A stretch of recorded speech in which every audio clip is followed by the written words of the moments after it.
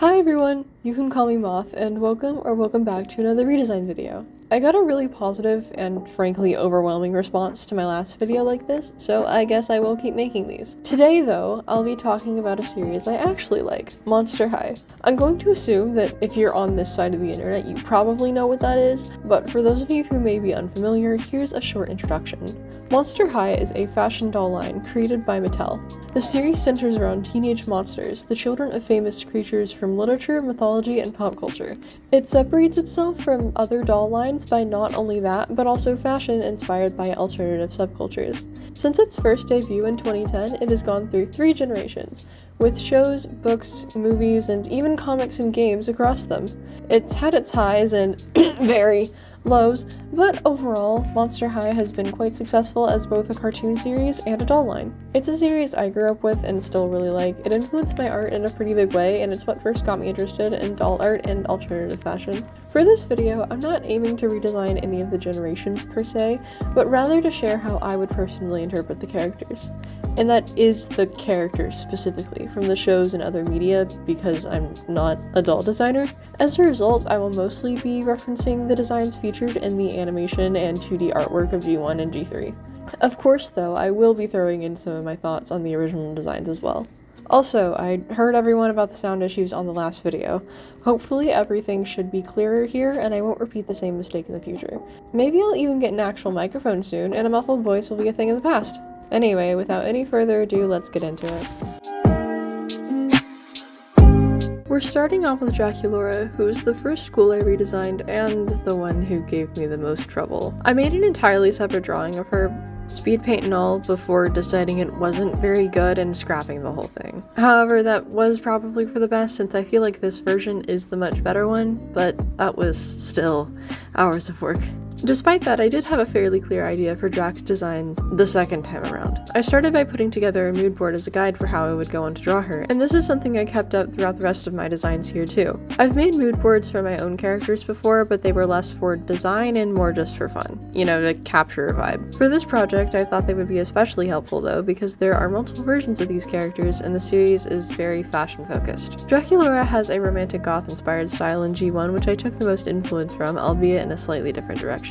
Because she's 1600 years old, she's certainly seen a lot of fashion trends, and I imagine she has her favorites. Anything cute, frilly, and covered in lace. I wanted her to have a sort of old-timey vibe too. Additionally, the yellow pattern on her skirt is very loosely inspired by traditional Romanian embroidery, notable for its floral patterns and flowing shapes. It is, however, not lined up in the same way. Speaking of, shape language turned out to be a very big part of my Draculaura design. Her major shapes are round with some smaller angular bits throughout. Most notably, however, is the presence of hearts. The silhouette of her hair makes a heart, and the ruffles on her clothes are heart-shaped. You can find them on the lace of her dress, the buckles of her shoes, on her jewelry, just everywhere. By contrast, she has plenty of little points, particularly in the form of bats. Her corset is bat-shaped, as is the embroidery on her skirt. She also has big pointed ears and V-shaped bangs, similar to her look in G3. Moreover, her earrings are tiny daggers. Maybe that's a bit morbid, but they're monsters, so it's okay. We get a little spookier from here anyway. Lastly, I decided to make her jewelry all gold in reference to the strained relationship between vampires and silver. As silver is considered a holy metal in a lot of religions, and vampires are unholy creatures, they have an aversion to the stuff in a lot of lore. This is also likely the reason why vampires cannot see themselves in mirrors, because mirrors used to be backed with it. So, hypothetically speaking, nowadays a vampire wouldn't have much of an issue seeing their reflection. I'm sure Draculaura is a huge fan of that. As for a few notes about her character, she isn't too far off from the versions we're familiar with. Draculaura is sweet, bubbly, sensitive, and very friendly. While she isn't a witch herself, because witches are more of a race of monster here, she has an interest in magic and is very knowledgeable about the subject. She's a bit of a hopeless romantic, and she really loves attention. In fact, she's an energy vampire who feeds off success and positive feedback from others. This is something I lifted from G3 because I find it to be a very interesting way to combine her veganism and her vampirism. However, because of this need for positivity, she's utterly horrified of making mistakes. This has led to her going to some pretty drastic lengths to avoid embarrassment, but hopefully with a little support from her friends, she can learn to cry a little less over spilled milk or spilled blood. Although I didn't have to redraw her from scratch, I did have a lot of ideas running around my head, so Clawdeen was probably my second most challenging redesign. Despite the clear aesthetic I had in mind, I did take some time experimenting with ways to execute it. Again, G1 was my biggest inspiration here, primarily for the characterization I had in mind.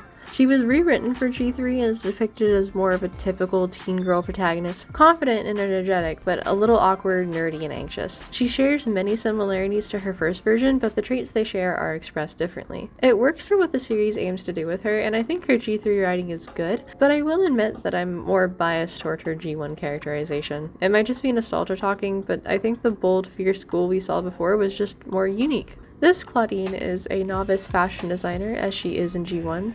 Therefore, I wanted her to be trendy and fashion-forward, although maybe that comes with a bit of irony since I took a lot of inspiration from Y2K fashion. Then again, there has been a revival of that style in the past few years, so maybe it works out. Furthermore, a lot of her clothes are upcycled from thrift stores and hand-me-downs from her older sister Claudia. Besides, she doesn't see the need to go out and buy brand new stuff every time she wants a new outfit when she has a sewing kit, a sketchbook, and enough inspiration to last her into the next full moon. For her outfit, I wanted her to look somewhat studious and professional, but like the teen girl's interpretation of what that means. I think it fits with her passions and aspirations, as well as her personality at large, being focused, confident, and one of the more well-rounded of the ghouls. She wears a furry jacket on top of a pair of layered shirts, a purple miniskirt with a lunar phase belt, ribbed tights with bits of fur poking out, and a pair of big, stompy boots. I also played around a lot with patterns. They're a very big part of Monster High's art direction, and I would be remiss to not add a few here. At first I thought a paw print pattern would be fun on her jacket, but it kept feeling really cheap and tacky, so after a few attempts to make it work, I scrapped it.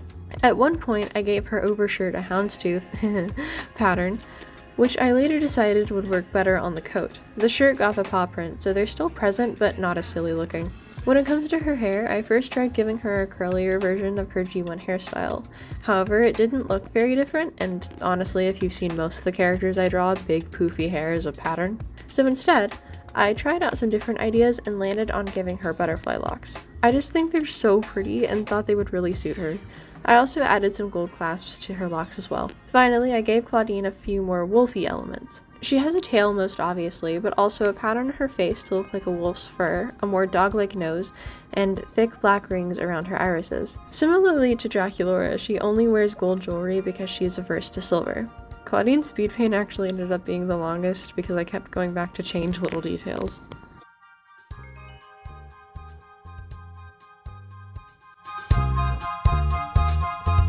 Now it's Frankie's turn, but before explaining their design, I would like to mention my version of them here is gender fluid and uses any pronouns. For my redesign, my inspirations came from punk fashion since it famously has a DIY look to it. In her core G1 and G3 designs, they have quite the preppy academic style, but the plaid and stitches give them a bit of an edge. Also, I decided to give them a slightly more mask outfit. Since so many of their looks lean femme, I thought it could be a fun change. Their outfit consists of a plaid button-down layered under a vest, decorated with little pins, clips, and a tie. Their pants are held up with 2 silver belts and a third studded belt sits on their hips. Additionally, she also has a pair of, frankly, useless suspenders hanging off her pants. Her boots are blocky with steel toe caps on the outside. This Frankie is the tallest of the ghouls, so I made their general shape very lanky. She's even squeezed onto the canvas in her full body pose. I made them rather square and angular, similar to the Frankenstein's monster from the classic Universal movie. I also wanted him to be asymmetrical, so a lot of his details don't repeat. Sleeves of different lengths, heterochromia, mismatched accessories, and 2 different skin tones. That last bit, I think, also helps to amplify the whole made of different people's parts thing. Additionally, although I did think about different pant leg lengths as well, I decided against them. I'm honestly just not a fan. For their hair, I tried a few different ideas. A shorter hairstyle was my first concept, but even though it was cute and easier to make spiky,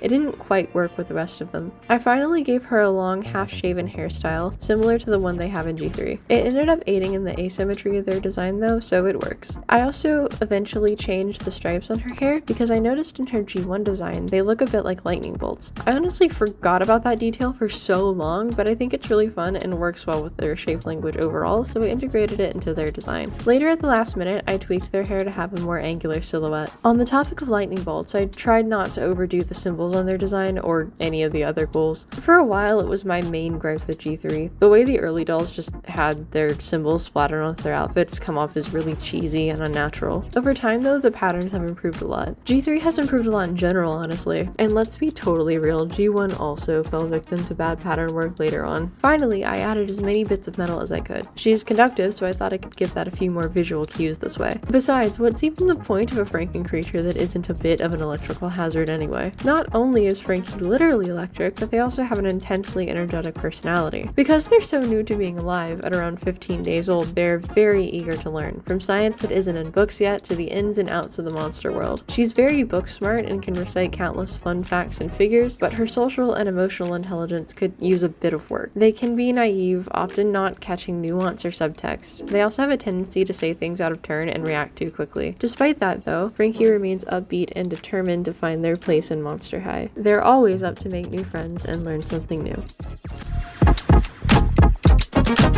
With Cleo, I tried out a different fashion style than her usual one. Rather than the dressy look she tends to have, I went for something a bit more casual. Still pretty and chic, but comfortable. Her outfit is inspired again by the Y2K style, but I drifted off from the mood board, which resulted in a more streetwear vibe, sort of like her Wave 3 art. Honestly though, I think it works for her, especially because I wanted her to contrast with her sister Nephra. Although I didn't draw a complete design for her, I imagine she's always dressed up. Nonetheless though, a more comfortable style would never stop her from wearing flashy gold jewelry, and it certainly doesn't stifle her attitude. She has gold accents everywhere and a bit of sparkly flair. Cleo is roughly symmetrical in a similar vein to ancient Egyptian artwork. Most paintings from that time aim to show the human form from all sides so it can be copied correctly in the afterlife. I also included jewelry and patterns on her clothes to resemble those you might see in tombs. Her colors are made up of those commonly seen in ancient Egypt. Her eyeliner resembles a Wajat eye, she has a few scarab amulets placed throughout her outfit, and her shoes have a pyramid brick pattern. Furthermore, her earrings are ushatis, figurines buried alongside the dead that were meant to act as servants in the next life. Maybe there are little spirits inside her she can summon? While planning her mood board, I noticed Cleo is the most human looking out of the main ghouls. It makes sense in a way because mummies are just dead people, and she and her family are wrapped in magical bandages that keep them from decomposing. However, at the end of the day, she's still a monster, and I think a little more can be done with that. So in order to amplify her mumminess, I gave her more bandages and desaturated her skin tone, like she's gone through pallor mortis.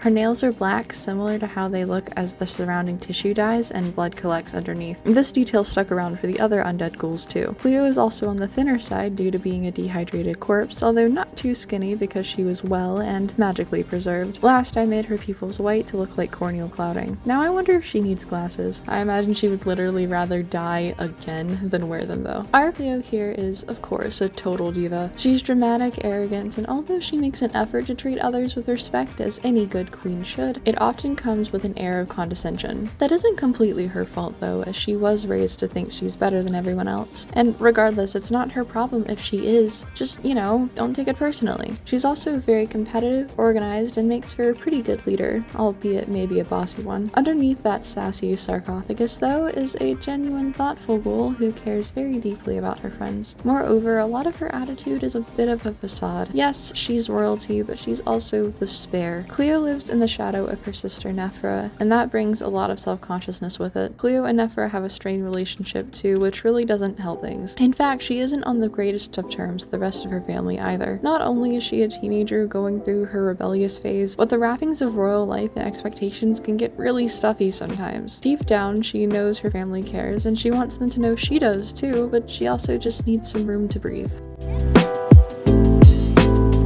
Working on this video has made me realize that Monster High is probably the reason why I draw hair like that. Lagoona's redesign is meant to look both sporty and beachy. Her outfit is inspired largely by the bathing suit shown in her mood board. She wears an oversized cropped hoodie with passion flowers on the sleeves as well as gauzy fabric around her waist, strings of shells, and literal fishnets. She wears a flower in her hair, and her ponytail is held up by a bit of nautical rope. Her shoes are just kind of lifted from the one she wears in the G3 animated series because I just think they're really cute. The flowers on her hoodie, as well as the water lily in her hair, are plants native to Central and South America. They're common in the Amazon rainforest too, which is where you can also also find the creature from the Black Lagoon. I like both Lagoona's G1 and G3 origins pretty equally, so I wanted to find a way to put them together, sort of. This is fairly easy to do as well, since Lagoona's a hybrid anyway. Her father is a sea, or river maybe in this case, monster, and her mother is an ocean nymph. I imagine this Lagoona has a mixed heritage from the Amazon River and the Great Barrier Reef. I know G3 Lagoona is Honduran and an effectively separate character from her blue counterpart, but I wanted to have a bit of a closer reference to the movie she's most likely inspired by. This doesn't seem to be a popular opinion, but I honestly quite like the color choices for her in G3. The summery look is fun, and it also reminds me of sunsets and coral reefs, although I will admit the pink skin did take a little getting used to. Her color scheme here is inspired pretty heavily by this, but with blues closer to what we saw in G1. Her hair color is more akin to hers in G1 as well, and so is her hairstyle for the most part. I put it up into a ponytail for practicality, but the curls stuck. I imagine this Lagoona gets a little more focus as a main character than she has in the past. Despite being part of the core group, Lagoona was often sidelined and not given the screen time she could have had. In fact, that's one of the reasons why she's so different in G3. Heck, making her pink was even a way to make her more marketable. However, in the moment she has to shine, we get to see an easygoing, cheerful, compassionate, and supportive ghoul who can befriend almost anyone. She isn't afraid to speak her mind either, and lives with quite the no-nonsense attitude. By contrast, in G3, she's bubbly most of the time, but she's also regarded as Monster High's most bloodthirsty ghoul. It's something she prides herself in, but it's also a bit of a shield. She has a secret soft side and hates conflict, particularly due to a condition that runs in her family known as the Chomps. Our Lagoona here takes inspiration from both of these iterations. She's friendly and usually considerate, but also rather blunt, as she just doesn't see the point in sugarcoating things. Lagoona is the most athletic out of her friends and really wants to be captain of the school's swim team. However, that is easier dreamed of than done. She's easily stressed, which leads her to be quickly irritated and just as quickly angered. Not exactly leader material. She's aware of this issue though and is trying her best to work through it and find the best ways to resolve conflicts.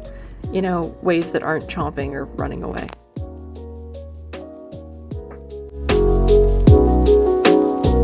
For Ghoulia, I took inspiration from scene and emo fashion, as well as some specific pieces with a particularly spooky look to them.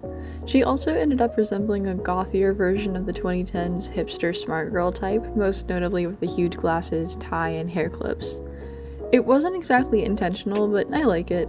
I think having her lean into the hipster style is really funny too, because hardly anyone wears it anymore. It's a trend just as dead as she is. Now I'm certain she would be the type of person to say she has super niche interests and you totally wouldn't get it, but like, she'd actually mean it. For her characterization, Ghoulia is very nice, but incredibly timid and can be easily described as a wallflower. She's awkward and soft-spoken, however that should never be mistaken for ineptitude, as she is wicked smart. What she lacks in extroversion, she makes up for in intellect, wit, and a scary sharp memory. Ghoulia often notices details and patterns others don't, and keeps track of everything just in case it may be useful later. That helps with planning as well, something just as important to her as good grades. She does her best to have her days planned out far in advance so she can make sure she's on time to everything, and so nothing sneaks up on her. She has an affinity for all things nerdy too, especially comics and video games. She daydreams a lot as well, replaying her favorite stories in her head and coming up with new ones she might share online later. In addition to such things being a fun hobby, she also uses them as an escape from reality that often leaves her stressed and anxious. When her head isn't in the clouds though, she's insightful, pragmatic, and a bit of a perfectionist. Returning to her redesign, another huge source of inspiration here was Moonlight Jewel's ball-jointed doll redesign of her. I included a couple of her other Monster High BJDs in some of the other ghouls' mood boards, but Ghoulia definitely got the biggest reference from her art. I especially like the hairstyle and baggy cargo pants. I didn't end up using much from G3 because, to be honest, I'm not the biggest fan of her look. I like that she's more clearly dorky there, but other than that, I think she has one of the weaker designs out of the main cast. Appearance-wise, she doesn't really have a lot going on, and in an odd way, she doesn't feel as zombie-like. It doesn't help that they made her an English speaker in G3 either. Personally, I think it was an unnecessary change that took away more than it added, but that's neither here nor there, I guess. Like Cleo, I gave her a few details to amplify her zombie aspects. She's the thinnest out of the ghouls, with a tattered outfit just a bit too big for for her. Her face is gaunt, her eyes are sunken in and white with red rings around the iris and pupils and no eyeshine. I kept her color scheme mostly desaturated and very blue, save for the bright red.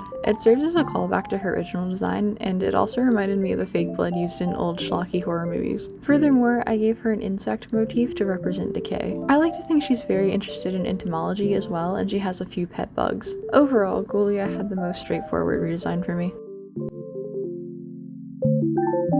In redesigning Abbey, I went for a look inspired by the Sherpa people of Nepal. Since she grew up in a small village in the Himalayas and is quite attached to her traditions, I wanted to reflect that in her design. At the same time, however, I have added some details inspired by more current fashion trends. I imagine she took those on as she adjusted to life attending Monster High. Speaking of which, that adjustment has had its ups and downs. Although Abbey isn't the only student from another country, and she has really enjoyed her time at Monster High so far, she is homesick and has some trouble fitting in. She believes the ways she grew up with are the right ones, which may not be totally wrong, but they don't often suit the situation. Her personality also tends to clash with others as well. When other monsters describe her as chill, they mean it in multiple ways. Abbey is generally friendly and laid back, but is also a ghoul of few and sometimes harsh words. Since English is her second language, things sometimes just get lost in translation. She can also be stubborn, which can be to her advantage since it shows through a distinct toughness and determination, but it can also be a detriment in regards to working with others. All that said, Abbey is well on her way to adapting to her new surroundings and has made several friends. Additionally, she loves sharing her culture with others, whether that comes in the form of a story from her childhood in the Himalayas, a playlist of her favorite songs from back home, or even suggesting a new recipe to try in home ec class. Her outfit and accessories are based on traditional Sherpa clothing, seen mostly in Nepal and Tibet. Her outfit's color scheme is also quite vibrant, similar to the textiles these clothes are commonly made of. The patterns on her shirt and socks are inspired by Sherpa textiles as well. Moreover, her hair is put into a braid, which seems to be a common hairstyle among Sherpa women and girls. What is less traditional, though, are her shorts, leggings, and boots, as well as the hood she wears. In analyzing her designs, I saw that G3 removed the underbite from her doll sculpt, the glittery skin and snowy hair she had in G1, which I think is quite unfortunate. It gave her a really unique look, and the underbite especially made her more clearly a yeti. However, I do like many parts of Abbey's G3 appearance. I think the horns are really cute, and the hair wrapped around them is adorable. I like her muted coloration in her 2D illustrations, and the more realistic body type makes a lot more sense for her character. Inspired by her G1 look, my redesign for Abbey has strong facial features, but she also has monolid eyes, a common trait among Nepali people and Asian people at large. The rest of her build, however, is mostly lifted from G3. While I was doing research on the Yeti monster itself, I came across a cryptid variation of it from Siberia, known as the Chuchunya. It was cited more recently than the Yeti first was, and has a less ancient history. For a moment, I considered the idea of Abbey having some amount of Chuchunya ancestry to possibly mix together her G1 and G3 characterizations, but that didn't quite make it into her final cut. However, I suppose that could still be an element of her character, since Yetis are also found in Siberia, and both creatures have a lot in common. Finally, her hair, face, and clothing are dusted with a thin layer of snow, and she has a few snowflakes on her outfit. Additionally, I colored her eyebrows in with white to give her more of an icy look.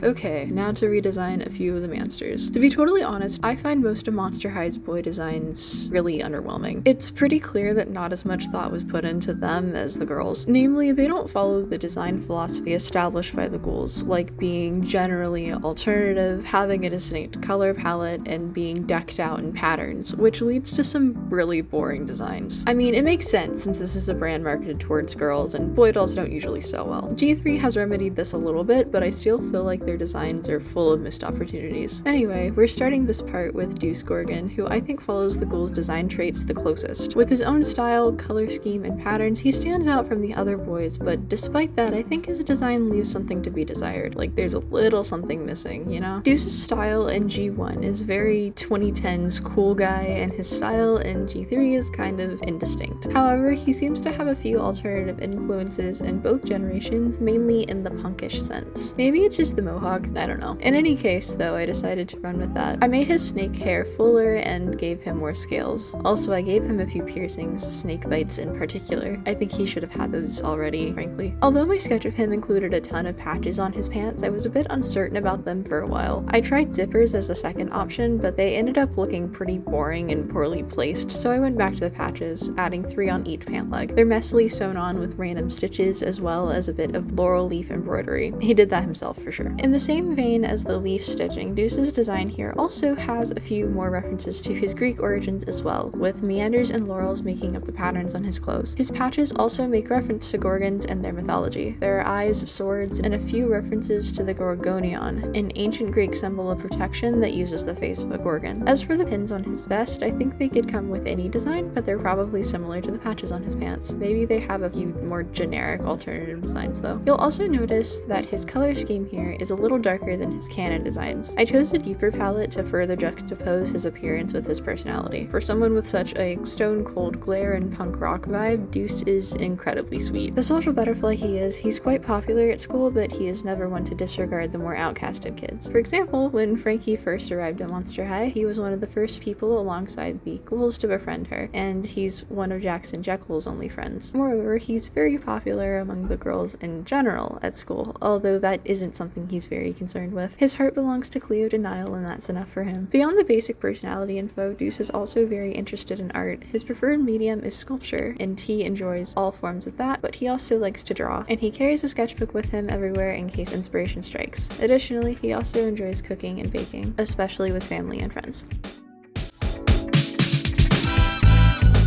Technically speaking, G1 Claude has 2 designs, the one we see in his 2D graphics and in his dolls, and the one we see in animation and comics. However, both of them have the same issues as the other boys. I think his design in G3 is better when it comes to things like his hair and differentiating him from the other Bansters stylistically, but he's still just kind of boring to me. He suffers from the same problems most of the early G3 designs do, and he's a boy, so it's a little more apparent. When it came to redesigning him though, his basic style turned out to be not much of an issue. I honestly can't really imagine him being alternative, so I stuck with the preppy look he usually has. However, I did try to give him his own flair. Most of his redesign was very straightforward, but the one thing that did give me problems was his hair. Oh my god. I played around with several styles and techniques to figure it out, mostly to find a way to work around his ears. A lot of short hairstyles look really strange on a character with ears on the top of their head, and it's very apparent with Claude. I don't think it's as jarring in G3, and his animated G1 design remedies it pretty well by giving him those big ass sideburns, but some of his 2D art and his doll design tend to look a little odd. I tried putting his ears on the side of his head, but decided it wouldn't work. Clawdeen's ears are at the top of her head, which establishes a rule I don't want to break this early. Maybe it could be a dimorphic thing, but I don't really see a reason for it to be. Anyway, after a lot of trial and error, I ended up with something similar to his G3 hair.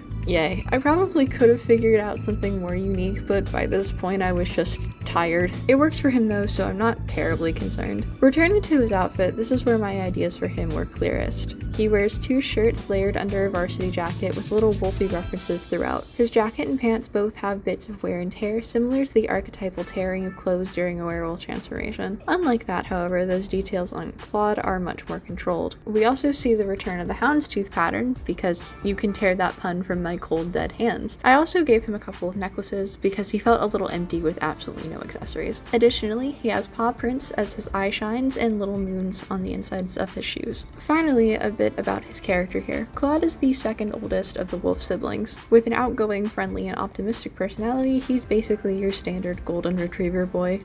He's a kind-hearted, loyal friend who always does his best to help others. He's also a good leader, even acting as the captain of several sports teams at school. For the most part, he has a relatively chill disposition, although he isn't a very serious person. He has a sense of humor and cracks jokes whenever he can, as he loves being able to brighten people's day. Like Clawdeen, he is very goal-oriented and has a clear idea of what he wants to do after high school. He's very passionate about sports and wants to continue being involved in them, especially football and basketball, but he wants to pursue sports medicine as a career in the future.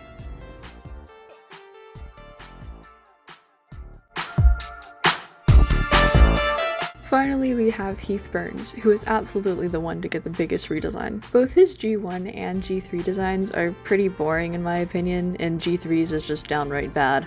Like, what were they thinking with that outfit? He also looks very similar to Holt Hyde and shares a lot of personality traits with him, which can just be the result of them being both cousins and fire elementals, but I think they could stand to use a little more differentiation. For my redesign, I decided to draw him with a very mall goth skater boy aesthetic. I feel like it fits with his personality and works well with the shapes I wanted to use throughout his design. Like his hair, for example, which is shorter than it usually is because it's meant to look like a spark. A shorter hairstyle could also bring a little more impact to it by changing when he gets more, sorry in advance, hot-headed, since the flames would be taller. Overall, I wanted Heath to be generally sharp, but with a lot of flowy aspects, much like fire. His clothes incorporate those shapes, and his general features are on the pointy side. Heath's shirt here is my favorite aspect of his design. It's inspired by Affliction brand graphics and cybersigillism, which tend to be very sharp and flowy. It was just really fun to draw, and as silly as they sometimes look, I'm a sucker for this type of graphic art. I also gave him a pair of fingerless gloves, which I imagine are made of fireproof material to keep him from setting things alight by accident. Then again, maybe fingerless gloves aren't the most practical for that, but Heath probably lives by the rule of cool over anything else, which, okay, fair. Even though I didn't reference his G3 look directly, I did try introducing a bit of blue into this redesign. He has a very light blue in place of the off-white I usually use for eyes and teeth, and that same color makes up the white parts of his shirt and shoes. I also added a more vivid blue to the bottom of his pants. I think blue can work for a fire-based character's design, but G3 fumbled it pretty hard. It's just not placed very well there, and his design just isn't very good overall, so the poor color choices are just even more obvious. Anyway, I also gave him a mostly dark color palette in general, so his brighter elements can really pop. As for Heath's character, he thinks he's so cool. Confident to the point of arrogance and a bit of a troublemaker, his personality often clashes with others. He's lively and cheerful most of the time, but he's also very reckless and a little temperamental. Those last traits can even be dangerous, as the emotions he feels so strongly directly affect the powers he's still learning to totally control. Anger, impulse, even excitement, fear, or just a moment out of focus can set things to jar. Despite the mistakes he regularly makes, however, Heath tries his best to keep those flames to himself. Most people tend to see him as a bit of a nuisance. He brags, he's loud, he's argumentative, he doesn't think before he speaks, and when he lets his impulsive thoughts get the better of him, it can end horribly. He doesn't mean any harm by it though, he just thinks very highly of himself and doesn't take life very seriously. Those who can see past the fiery attitude meet an upbeat, passionate, and even empathetic boy who actually might make a pretty good friend.